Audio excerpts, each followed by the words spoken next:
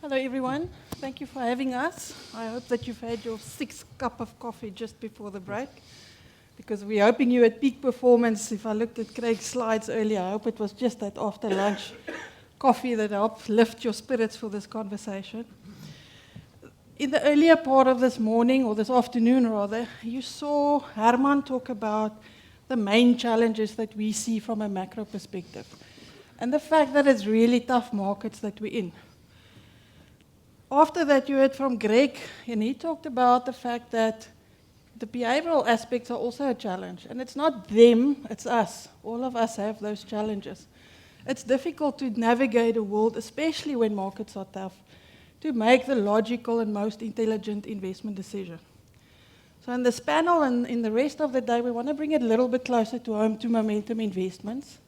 And what we're trying to do is to demonstrate to you how we can add value to your life, how we can make it easier for you and for the investor to navigate tough markets, but also do it in a way that makes sense and that makes it comfortable for the investor. And that really gets us to our investment philosophy that Jeanette and both Herman was also referring to earlier, and that is outcome-based investing. That philosophy is something that we've been working on for many, many years. I think we've got a proud track record of it, but to be honest, we're also evolving as we're learning more about markets, as our insights into investor behavior become stronger. We're also evolving as a business. But what's great about the outcome-based investing philosophy is the fact that we have the ability to fuse these two sciences, if you will. So first of all, the fact that we've got knowledge and research about the markets and what's happening in markets, but we also have techniques in terms of portfolio theory and behavioral finance, how to analyze what will make it comfortable for the investor, and we're fusing those two things in one. And that's really what we're about, because that's really the only thing that we can do, is to create an experience for a client that will make him stay invested. So for us, it's paramount to understand what sort of expectation does the investor have to stay invested. What sort of Craig referred earlier to that end destination as well as the journey. I think it's easier and more intuitive for all of us to have a conversation about the end destination. It's less intuitive how to tease out of an investor what the journey is going to be like that will make him stay invested. But that is foremost our biggest challenge. It's how do we navigate tough markets but make it a comfortable journey so that the investor stays invested. What I've got behind me is just some global evidence from some of our partners that actually had clients invested through the global financial crisis in outcome-based portfolios. And they did a comparison of clients that were invested in some of their portfolios that were invested according to traditional theory. So let's call it clients that just wanted to get the maximum return and made decisions based on that, so traditional investments. And they compared it with investors that were invested in outcome-based portfolios. And what you can clearly see from their evidence, and I mean there's lots of other evidence I could have showed you, but is that is a trend that shows it's not unique to the provider, but it does address a lot of the fallacies and the challenges that Craig was also referring to earlier. By being invested in portfolios where you understand what the journey is going to be like, and more of the likelihood of you getting to that end destination, you're more likely to stay invested. And that's really what we're all about and what we're trying to achieve. So today, we're going to start with a little bit of the panel conversation, and these are some of my multi-asset class team members, and I'll introduce them as well as we go along. And the idea is to give you a sense of, having listened to what Herman said and having listened to what Craig said, how do we now, in our multi-asset class portfolios, fuse these two sciences? And to have a bit of a conversation where we'd also like you to participate. I'm hoping we'll have some time for Slido questions. But we're trying to have a conversation without putting up technical slides, without trying to impress you with how clever we are, just to talk about the daily challenges and the way of thinking that we've got in the office, and to give you that level of insight. After the panel conversation, you'll spend a little bit more time during the rest of the day with the specialist asset class capabilities that we've got within Momentum Investments. And within each of those, you'll hear the thread of outcome-based investing thinking, whether it's fixed income or whether it's property, how do we think about that opportunity set and still try and fuse the client expectation and the investor's behavior with something that will make it comfortable for him to stay invested? So let me maybe kick off straight away with introducing Eugene Botha next to me. So Eugene is our Deputy Chief Investment Officer, and he oversees the portfolio construction and research that we do from a multi-asset class perspective in terms of doing exactly what I just described, making the behavioral science in portfolios live and using research and portfolio construction and diversification as the main tools to make the journey comfortable for the investor. So let me jump into it straight away with you, Eugene. If we listen to what Craig said earlier, and also just intuitively what outcome-based investing is about, then is it realistic for a product shop to be able to provide outcome-based portfolios, especially in a product format? Because isn't it really a science that you need to sit with the individual or with the investor and you need to design something for them? And give us a sense of what do you see as your secret sauce? What is Momentum Investments' multi-asset secret sauce that helps us in our portfolio construction context to make sure that the investor stays invested? Sure, thanks, Sonia. So I guess the purest implementation of the outcomes-based investment philosophy should be on an individual basis, because then you can directly identify what those investor goals are and create a solution aligned to those specific objectives that you want to solve for. And given what we do and cost considerations and some other benefits of bulk that you need to take into account, we try and identify cohorts of similar investors and package them into a predefined solution that will solve for those predetermined objectives. So within the outcomes-based portfolio construction principles and the solutions design methodology, we always keep the client in mind. So the client or the departure point is always the client. And as a result of that, bulk of our time and research effort is spent on understanding clients, understanding the goals and objectives that clients want to achieve, understanding behavioral biases that exist in us as human beings, and also try and understand typically when those behavioral biases come to the fore. Now, we've heard from a couple of speakers beforehand that these behavioral biases tend to exist, and it behaves your investment decisions, and as a result of that, you make irrational investment decisions, often driven by fear and greed. We try and incorporate that into our portfolio construction design, with the main reason to create comfort and mitigate fear through that process, and therefore ensure that clients stay invested across that journey. The other aspect is that we utilize all of the tools that a traditional asset manager will use in his investment portfolio, and perhaps even more. The real difference comes in how we implement and execute on those tools in a solution that's always done with the client objective in mind as the first and only priority. Okay.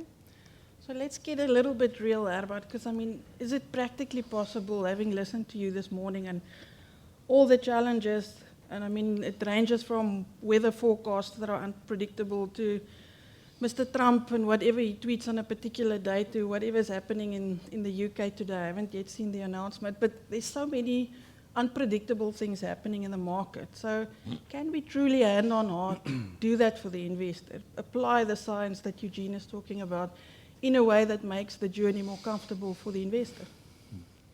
Well, Sonia, I think the point of departure is what we need to guard against is excessive investment responses to kind of irrelevant short-term news flow that has no bearing on fundamentals, because we're obviously based on fundamentals. So if a fundamental basis for a specific asset class does not change because what's happening around us in the world because of some sort of a tweet, then we don't respond. And definitely we don't have an excessive response to that. And I think, if we can, as investors, make sure that our clients do not respond to this kind of irrelevant news flow, then I think we would have gone a long way in actually fulfilling our promise of focusing on the end goal and making sure that we look at the big picture rather than looking at the short-term noise in the market. And again, as Greg said earlier, it's hell of a difficult. I get many emails on a regular basis asking me to say how should we now keep my specific client invested in an environment where suddenly there's something that's gone wrong on the local political front, or Mr. Trump has said something, or global markets have fallen by 10%. South African equity market has done nothing in the last 10 years. Should I sell out now? And we normally say, if it's done nothing in the last 5 years, then the probability of it doing a hell of a lot better in the next 5 years is so much higher. So you should actually be buying, not selling in this kind of environment. That will be the rational kind of approach that we would take in outcome-based investing. Okay, so let's maybe use a real-life example that we get bombarded with every day, and that is the topic of trade wars. We read about it, we know it's on the go, there's a risk of it escalating. Let's use that as an example to say, well, how do you think about it as our strategist and as in our asset allocation process to help the outcome-based portfolios truly be comfortable for the investor? Again, I think by seeing the wood for the trees, I mean, we should look at why are these trade wars happening. I think as long as the US sees itself as being not the main beneficiary of its historical role as global geopolitical stabilizer, but that the rest of the world has benefited disproportionately from this kind of role that the US has fulfilled over the last 50 years, then you'll see these trade tensions continuing as the US tries to push its trading partners for getting what it thinks is a better, fairer trade deal. So I think in this kind of environment, we need to take that into account. We need to make sure that we understand what is happening behind the scenes. Is this going to have a major impact on investment asset classes? If it's only a short-term impact, then we've got to deal with that. I think as far as the trade war specifically is concerned, I mean, you'll have days when a specific tweet will make you more worried that trade wars, the probability for trade wars has increased, and that risky assets in that day or that even that week will do better than defensive assets. But then you'll have other days when things seem to be a lot more hunky-dory, and that you'll actually see the converse, that the more defensive assets will then sort of hold back as far as their returns are concerned, and the risky assets will do better. And I think what we need to make sure in our portfolios is that we've got a diversified asset base that have enough of the risky asset classes in them as well as the defensive asset classes, so that we can deal with really any uncertain kind of outcome. Because let's face it, I mean, we do not know the future. We don't know whether trade wars will be forthcoming in the next couple of years or whether it will subside and whether Trump will still be there sort of 12 months down the line, 12, 18 months. Okay, so again, diversify to help manage Precisely. that uncertainty. I think so. Okay, well, while we're talking about the globe, let me maybe move to Alex Harvey and introduce him to you. Alex is a portfolio manager and also the co-head of our research process within our London office.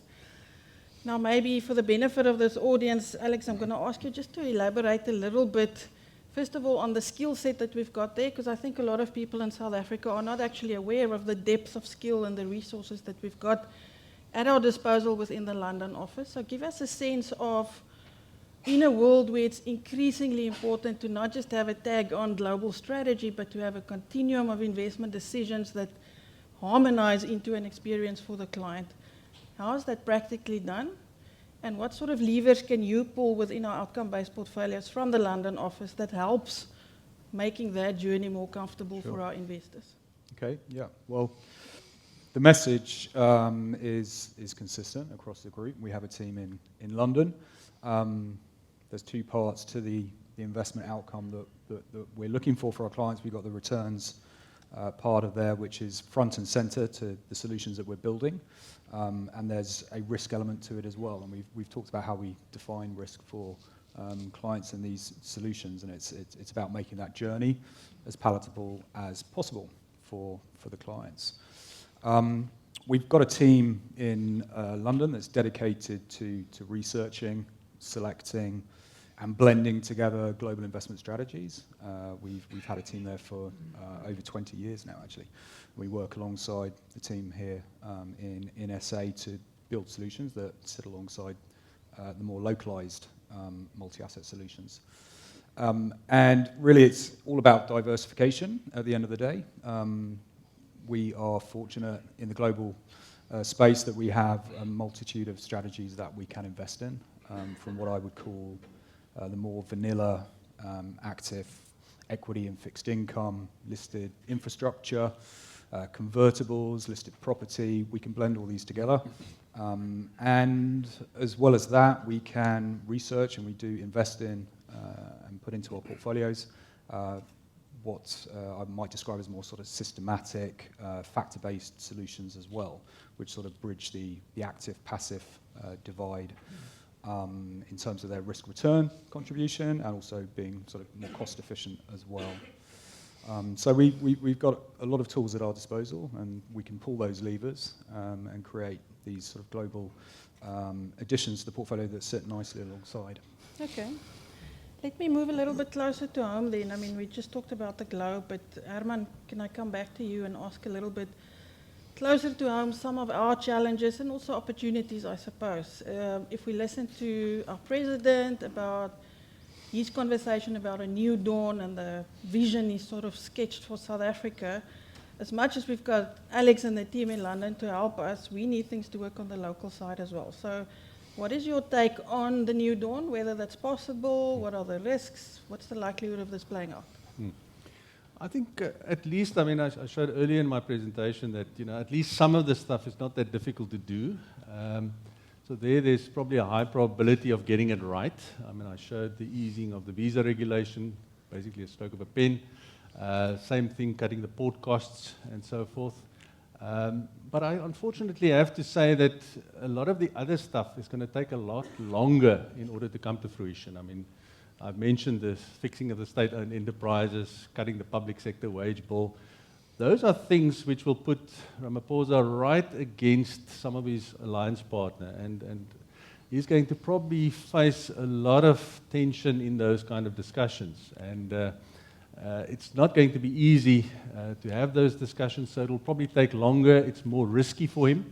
So it very much depends on how comfortable Ramaphosa feels within the ANC's political standing, that is, whether he will really try and push for these fundamental, longer-term, difficult decisions which will get the economy into this new dawn and along this new dawn. And I think, unfortunately, if he's unsuccessful in doing the difficult things, that will mean that the South African economy will remain in this very low-growth mode for quite a long time, and it will be difficult to break out of that. Because, again, as I showed earlier, it's all about confidence, and you're not going to get consumers spending money and businesses investing money if they don't feel more confident. And if they don't think that the state-owned enterprises are going to be well governed, if they're not going to be financially viable, if they're not going to be operationally stable, because why would you build a new factory if you're not sure about the electricity supply? So I think all of these things we need to factor in. And again, we say we don't know how this political scenario turns out. We obviously hope for the best, but I said earlier also we don't build portfolios on hope. And we've got to realize that in an environment where you've got a diversified asset base, we also try and build scenarios to try and see whether we can make our portfolios robust to basically any political outcome, because the political outcome in South Africa is, like any political outcome, very much uncertain. Okay. So we in South Africa, Alex, definitely get a bit caught up in our own politics and the point in our evolution where we're at, but I think we tend to forget that we're not the only ones sitting with political turmoil and all sorts of unpredictability and challenges. So maybe back to you. I mean, today's a big day in the UK, right? I don't know if you can make any presidential announcements for us yet. Yeah, I know. Yeah, no, so, a very relevant day. So I think what was expected has been fulfilled, and Boris is going to be the new Prime Minister. Whether that's a new dawn or not, that will be seen. We're sort of 3.5 years into this Brexit conversation probably longer from when the whole referendum part started. And we've sort of got 3.5 months perhaps until the next deadline approaches. So they've got a lot of work to do. He's got his work cut out. He will form a cabinet around that. And what I do think is that as a leader, it's easier for people to sort of coalesce around him, perhaps than his opposition opponent or the incumbent prime minister. But you know, Boris is he's a bit of a Marmite type of character, and we'll have to see whether he raises his game in terms of getting across the finish line. Has to deliver Brexit. If he doesn't deliver Brexit in some shape or form, then we have, you know, economic and constitutional sort of crisis on our hands. So it will be very interesting. So in that sense, politically, there are potentially, you know, sort of similarities between our countries. They both also face these sort of major, sort of high-level macro risk drivers, global risk drivers that sort of pull asset prices around at a very high level. But you can sort of take that a notch down, and they have more local nuances, be that inflation risk, rates policy, but things like you know, quantitative easing, trade wars, tariffs, all these things. Same problems, just a different scale. Absolutely, and yeah, no, absolutely, and they're sensed differently in those different markets, but they're these sort of deep economic undercurrents that pull prices around. So it's, you know, it's very interesting today, and what we have to do in the London office is marry together the sort of global conversations, the global strategy conversations that we have with him and his team and the team around me, and take those conversations into our local markets and the local asset classes that we look at, and continue that conversation and look at what the opportunities are. Can you give us a sense of some of those levers that you recently started deploying, or has that evolved over the last years? What sort of levers helps you in that journey, again, to create comfort for the investor? Yeah, it does evolve all the time. For us, it's that breadth of asset class, breadth of styles that we can invest in as well. We've always approached, certainly in our sort of global equity type propositions and solutions that we put together, strong believers in that style-based approach, blending that together, not taking too strong a slant in any particular way, because timing them can be very hard, but bringing new asset classes into the mix when they become accessible to us. We're very mindful of illiquidity risks in the market as well. And you know, what we don't want to do is you know, jeopardize that outcome for the clients and the journey by introducing things that aren't suitable. But there are things that in infrastructure, for example, infrastructure debt's an area that we've recently been able to access in a sort of closed-end structure. Asset-backed securities, quite specialist markets in Europe, and these are levers that we can sort of pull together, and when you put them in a global portfolio, you can diversify away some of those more idiosyncratic risk drivers like Brexit, like trade wars, and try and mitigate those risks. So ultimately, what we create is a solution that sits quite nicely alongside the local proposition that the team here builds. Okay, so again, the theme of diversification and looking for newer opportunities that can add value in the portfolio for the investor. Absolutely, yep. Eugene, give me a little bit of a sense of, if I listen to Alex, newer opportunities from a global perspective and eking out those opportunities. On the local side, maybe more with a little bit of a portfolio construction focus, what new things have you incorporated that set you apart from just anyone else in the market, any other competitor? Sure. So Sonia, apart from the innovation we apply in incorporating directly the client objectives in the portfolio construction, I mean, we apply ourselves across the entire investment proposition. So some of the ideas is cost-saving initiatives. It's extracting returns in an alternative way, exposure to non-traditional asset classes, replication kind of strategies, as well as, you know, when What exposure. are replication strategies? So replication strategies is, for example, you've got exposure to an alternative asset class, which might be costly, like hedge funds, and you want to replicate that in a cost-effective way, so through a structure buyer, through a bank, etc. So there's different ways that you can actually extract some of it, getting the same exposure from a diversification perspective, but in a more cost-effective way. I think our link and relationships with a lot of universities in South Africa and some globally as well gives us that benefit of those practical ideas that we want to implement into a portfolio, also that academic grounding. So that's a huge benefit for us as well.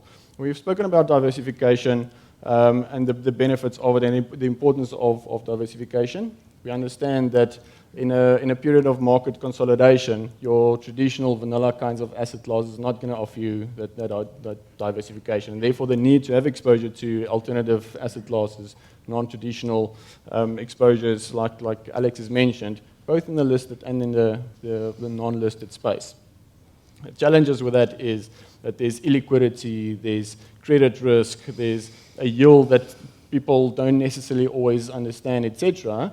But we feel that there's nuances to that. You need a unique way of modeling and understanding that, and we feel that we've mastered that to a large degree. And all of those certainly does affect the experience and the journey for the investor, right? Absolutely. So we always ensure that incorporating all of those into a solution, we create that comfort for clients. Okay.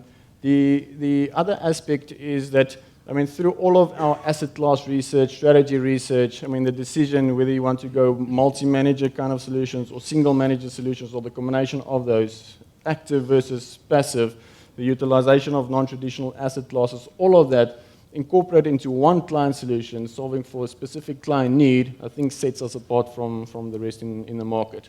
The other area is that, I mean, clients often sit with a challenge of looking at a portfolio and seeing returns and risk and not making sense of that. So it's a complex situation or decision that you need to make in deciding which solution is most suited for specific client objectives. So, I mean, we've designed this OB Outcomes-Based Investing score that incorporates all of those metrics into one number that helps facilitate how feasible or help make facilitate the decision making on how feasible the solution is to a client objective. So it's not just a tool that the advisor can use, it's also a tool that you can use to help manage a portfolio. Exactly, and evaluate how aligned we are to the client goals. And we've got a session later on today where we'll touch on the details on the OBI score. Okay, we're looking forward to that. I hope we're going to get more insight in that. Let me maybe move to Mohammed. Mohammed, we kept you for last. But certainly you, if I can introduce you to the audience, first of all, are a senior portfolio manager on the local side looking after some of our largest client multi-asset portfolios. Some of them are bespoke, some of them are in more product format. But so you've got a lot of experience on traditionally having diversified portfolios, but more from a traditional maximizing return approach. And then the evolution that we went through as a business to move more to outcome-based setting. So give us a little bit of a sense of the things that Eugene's talking about, which sounded a little bit more theoretical, no disrespect, but you know, it's more the concept. But now tell us about the live portfolios. What are the examples in the live portfolios that you've brought in that will give the audience a sense of which tools you use to help navigate the experience for the investor in tough markets and making sure that they understand it? Okay, so I think firstly, I'm in the very fortunate position of absorbing and taking whatever Herman feeds to us and his team, together with the more scientific and more analytic stuff that Eugene and his team does. And then my job, I think sometimes the best job in the world, is to try and put those things together to enhance the profile of our portfolios. So, the thing about outcomes-based investing and how we go about constructing the portfolios, firstly, every decision that we put or every action that we put into a portfolio is very deliberate. There's a strong reason as to why we have gone about doing things in a certain way. So be it from the asset allocation right down to the most basic thing of which manager or which strategy we've actually adopted. So over the years, obviously with the low return environment that we've expected for a long time, I think the other thing which is also very key is that generally, we've always been proactive rather than reactive in our portfolios in terms of the strategies or the changes that we've made in our portfolios. So maybe it's just some Is it specific significantly examples. different than 10 years ago? Oh, absolutely. So I think one of the examples I like to give is around defensive asset classes. There's this concept around bonds being a defensive asset class, and yes, it is, and it exhibits that over time. But if you look at where we were 10, 15 years ago, so there's a friend of mine in the audience there, Paul van Stein, he'll tell us also the duration of that all bond portfolio at the time was 3 years, for example. These are 7. So, we need to look for the right strategies when we're solving for a defensive asset class as well. It's not just around the asset allocation as such, but the appropriate strategy within each asset class as well. Other things that we've done in the portfolio is, I think we've probably been the first solutions provider to basically embrace and incorporate, smart beta type strategies and passive strategies in our overall portfolio. And this is again, to enhance the profile of the fund over time, as well as to reduce costs for our end client. And that was about a decade ago, if I remember right. Correct. Okay, so 10, 15 years ago, fees and costs and TIC and all those things were not, at the forefront of investors' minds. Obviously, over the last 2 or 3 years, it's become more important. But I think we've taken the necessary steps way before then. So we've moved ahead of the market. Other stuff that we look at, for example, so Herman spoke at length this afternoon about the low return environment. So again, my job, together with the people I work with, is again look for strategies that's going to cause comfort for clients. So as a alternative strategy, for example, for listed property, we spoke about listed property and the ups and downs it's experienced over the last 12 to 18 months. What other asset classes / strategies can give us a similar profile of that if we combine it with other asset classes? So an example of that would be direct property, which we've included in our portfolios towards the end of last year. And then again, I think later Motlotsi is going to be talking about the alternative assets program. So that's something that we're looking at as well, of introducing into our portfolios. So infrastructure type investments, renewable projects, these things from an outcomes-based portfolio, tick all the boxes in terms of what I would want in a portfolio. They give me almost like a constant income stream. It's very predictable. And most importantly, it gives me that inflation hedge which I'm looking for in my portfolio and downside protection. Okay. Right. So listening to you about infrastructure and so forth, I suppose there's another force that we need to think about in South Africa, and that's the topic of prescribed assets. So certainly something that's looming and people are debating quite a lot in the industry. Is it real? Is it going to happen? What's the extent to which it's going to happen and what's the effect on it? What is your take about it, and should the audience worry about prescribed assets? Yeah, so again, firstly, I think it's important just to outline that, right now, it's just a conversation and a thought and an idea, and for it to actually become policy, there's going to be lots of engagement with the relevant stakeholders. The stakeholders being obviously Treasury, government, all the various investment bodies, be it a CISA, etc. So maybe then to answer the question itself is, firstly, we all for infrastructure. Okay, we want to support the infrastructure program of the country. We think it's not only gives investors the opportunity to basically lock in attractive yields, but it's a bigger picture as well in terms of the socially responsible element to it as well. But we wouldn't want to be placed into a position where we're actually forced into investing in basically suboptimal type investment. So again, it's probably a bit too soon to say whether it's a good thing or bad thing because we're not there as yet. But if they do it for the right reasons and for the right intent, I think we'd probably be more supportive. Okay, well, now you've sort of paved the way for the next logical question, which is state-owned enterprises, another hot topic in South Africa. So what is your take as a multi-asset class portfolio manager in an outcome-based portfolio? and again realizing that an investor's experience and the journey is involved. How do you think about state-owned enterprises? Yeah, so I think with state-owned enterprises, I mean, so I'll first put it out there that we've had exposure, and we still have exposure to state-owned enterprises in our portfolios. So we've had exposure to Eskom, Sanrail, Development Bank of South Africa, Transnet, etc. over time. And we still have one or two of those issuers in our portfolios at the moment. And so, again, from why we incorporate or we have exposure to that is firstly, generally, these state-owned enterprises have always traded at a premium or issued at a premium relative to your South African government bond. So there has been a credit premium or yield pickup. So that's been, they include why we've added in the portfolios. And again, coming back to the infrastructure, that generally these are seen as high-impact SRI type investments as well. So there's added benefit. Given where we are. Examples do you have in your portfolio? At the moment. Yes. At the moment, we've got exposure to Transnet and Development Bank. Okay. At the moment. So again, at the moment, given some of the governance issues that SOEs are facing, they haven't come to the market for obvious reasons. I don't think there's going to be too many supporters of their debt at the moment. But for us, ultimately, the decision to invest in an SOE would be no different to any other asset class or strategy. It has to tick all the boxes in terms of the risk-reward profile and obviously meet the governance issues that we set out in our investment process as well. Okay. Let me move to Taravona Mashamanda. So that's how you do it, Michael.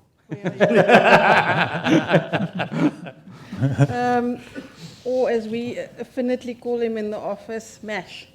So MASH, let me quickly introduce you to the audience first of all. MASH is our African outcome-based investing portfolio manager. So you look after clients really across the region and scattered across the African continent. Maybe give the audience a sense of how different it is or unique it is to do outcome-based investing in Africa and the rest of Africa. The sense certainly is that the opportunity set is completely different in the African continent. Is it different, and how do you adapt to that? And can you actually practically do outcome-based investing in the broader continent? Thanks, Sonia. So to start, as we saw within the outcome-based investing framework, our starting point, as Eugene alluded to earlier, is around solving for the client needs. And I'm seeing some familiar faces from Namibia, and if I think about somebody working in Shoprite South Africa and somebody working in Shoprite Namibia, their needs and wants and life cycles are very similar. So we're solving for similar profiles. The question is then how do we execute it, which I'll touch on now.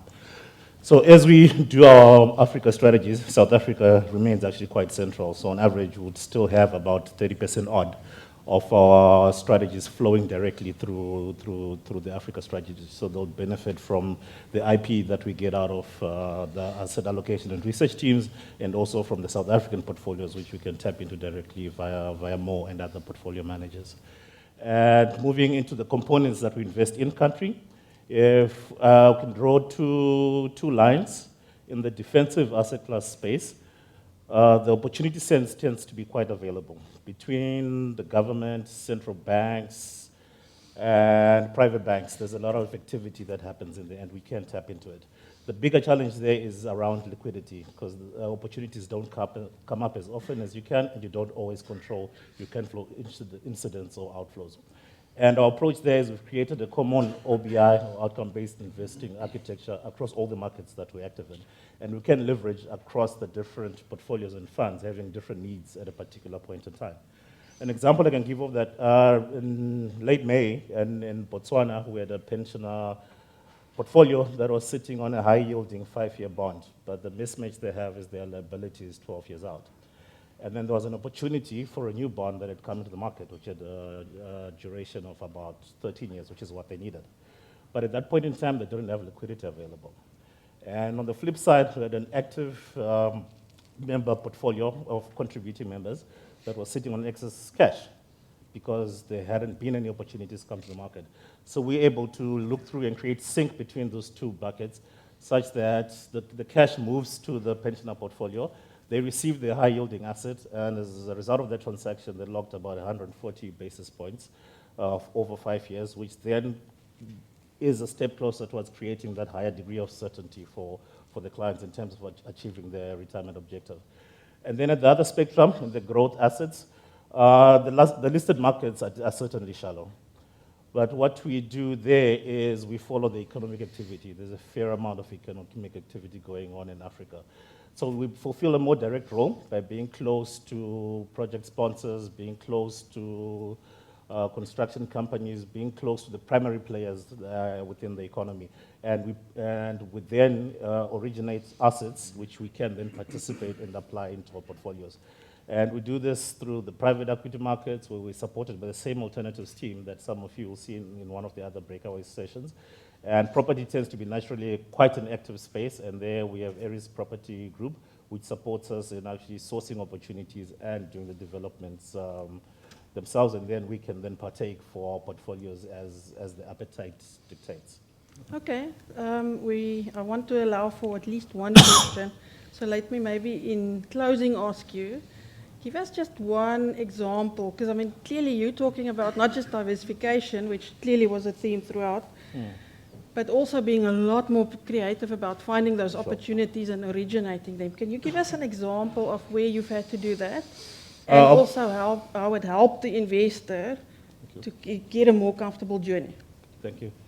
If to look for one example, a lot of the markets in Africa and companies are at a much younger phase of growth compared to South Africa. So finding early stage opportunities is actually key in our portfolios. In Lesotho, there's an industry that has been growing, which is related to medicinal cannabis, and emphasis on medicinal. So Lesotho is a constrained economy, and what we then look for there is what market does a potential licensee have? And the project in question that we're actually currently in the process of investing in secure markets in Canada and the EU, so that gives us a lot of comfort that that project is going to be sustainable. And how does it affect our clients? Once we're able to manage the sustainability risks around can the project survive, and there we always require the project sponsor or owner to have a meaningful degree of co-investment so that it's not opportunistic. And there we then go into a combined blend of debt and equity with a high allocation to the debt component, naturally being policyholder funds. And there we're sitting on a hurdle rate of local CPI +9, which is quite a bit higher than the overall product mandate, and then that then contributes to creating those small incremental steps that create a higher degree of certainty in aggregate for our clients. Okay, so additional return, but understanding the risk that goes with it. That's what I'm hearing. Very key. Okay, that brings us to the end of the questions that we had prepared. Can I just see, are there no questions? Seems that we've got an issue with Slido, so let me maybe use the opportunity to thank the audience and wrap up a little bit just with what I heard my colleagues talk about. First of all, we spend all of our time in the office trying to eke out the opportunities that are differentiated. It's not the usual fund-picking asset allocation world. Yes, those things are also important, but we have to be a lot more creative, certainly in a world where we're in lower yields and things are not easy. We have to be a little bit more creative. We also had to learn to be a lot more creative in understanding the investor needs.